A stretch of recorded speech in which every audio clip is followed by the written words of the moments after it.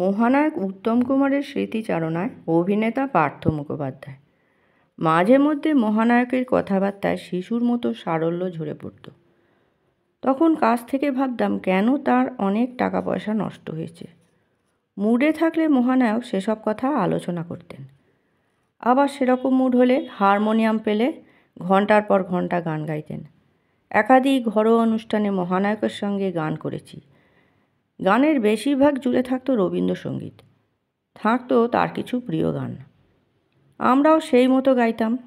আমাদের সঙ্গে থাকতেন বুড়োদা, সুব্রতা বৌদি, মেজ ভাই বরুণদা, বড় বৌদি গৌরী দেবী ও পুরনো বন্ধুরা। দোলের দিন মহানায়ক বসন্ত উৎসবের আয়োজন করতেন। রং মিষ্টি ছাড়াও আসরে চলতো বিয়ার আর গান, শুধু গান। একবার HMVর তদানীন্তন কর্তা ব্যক্তি বিমান ঘোষ মহানায়ককে বললেন, উত্তম, তুমি পুজোয় এবার গোটা দুয়েক গান করো। আমাদের কোম্পানির ভীষণ ইচ্ছে তুমি আমাদের এখান থেকেই রেকর্ড করো। এই প্রসঙ্গে একটা কথা বলি, ঘরোয়া অনুষ্ঠানে গাওয়া মহানায়কের কয়েকটা গান আমি ধরে রাখতে পেরেছি।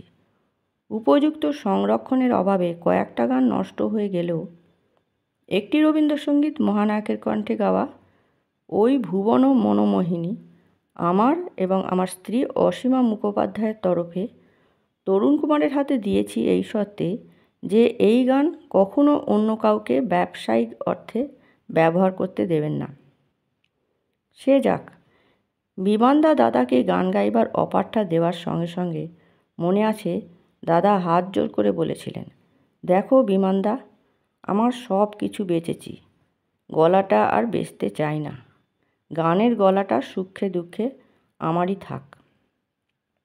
বিমানদা বললেন, তুমি যদি কখনো কোথাও রেকর্ড করার ব্যাপারে মনস্থির করো তাহলে আমাদের কোম্পানির তরফ থেকেই করবে।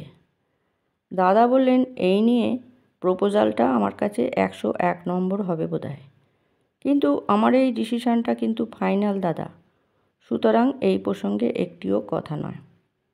আমার জীবদ্দশায় আমি আমার গানের কোনো রেকর্ড করে যাব না।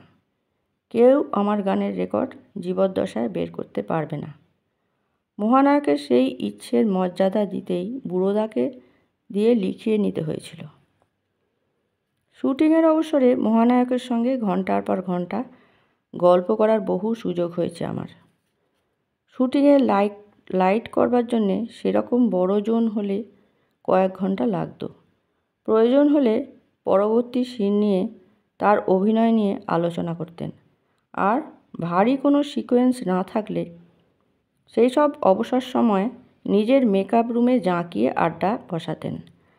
আড্ডা চলাকালীন অনেকেই আসতেন ব্যক্তিগত কারণে, যেমন কেউ নিজের পরিচয় জাহির করতে এলেন যে আমি অমুকের ছেলে বা নাতি।